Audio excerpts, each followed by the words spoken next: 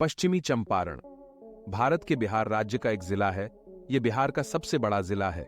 यह तिरहुत प्रमंडल के अंतर्गत आता है। बेतिया जिला मुख्यालय का घर है। यह क्षेत्र अपनी अस्थिर नेपाली सीमा के लिए प्रसिद्ध है। आइए आपको पश्चिमी चंपारण घुमाते हैं। नंबर 1, वाल्मीकि नगर। औपचारिक रूप से भैंसा लौटन के नाम से जाना जाने वाला यह एक लोकप्रिय पर्यटन स्थल है, जहां गंडक नदी गंडक परियोजना पर एक बांध बनाया जा रहा है।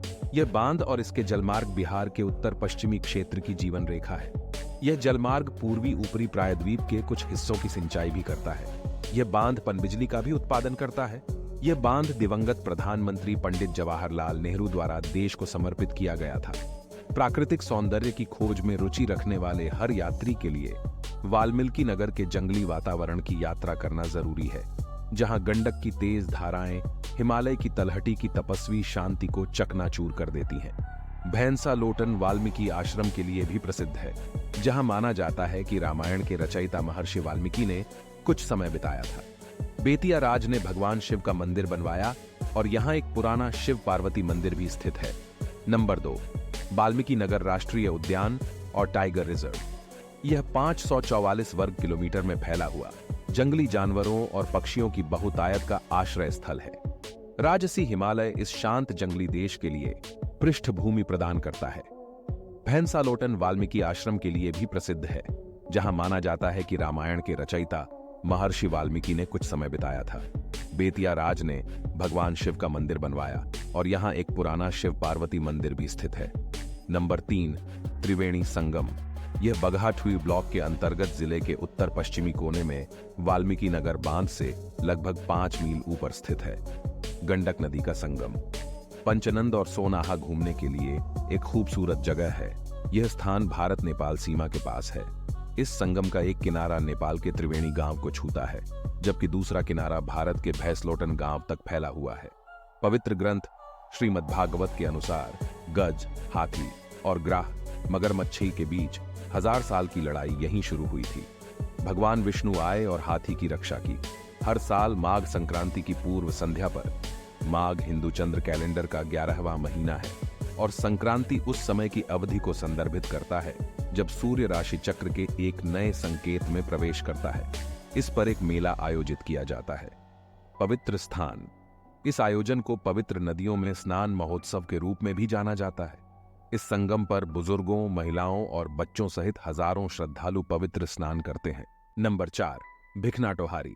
नरकटियागंज भिखनाठोरी मार्ग पर अंतिम रेलवे स्टेशन जिले के उत्तरी भाग में गौनाहा ब्लॉक में स्थित है। भव्य परिवेश के बीच स्थित होने के कारण सर्दियों में यह बर्फ से ढके हिमालय और अन्नपूर्णा शिखर का स्पष्ट दृश्य प्रदान करता है। इस स्थान का दौरा किंग जॉर्ज पंचम द्वारा शिकार के उद्देश्य से किया गया था। यहां एक सुंदर बंगला अभी भी देखा जा सकता है। नंबर 5, सुमेश्वर। रामनगर ब्लॉक में एक किला समुद्र तल से 2884 फीट की ऊंचाई पर सुमेश्वर पहाड़ियों के शिखर पर स्थित है।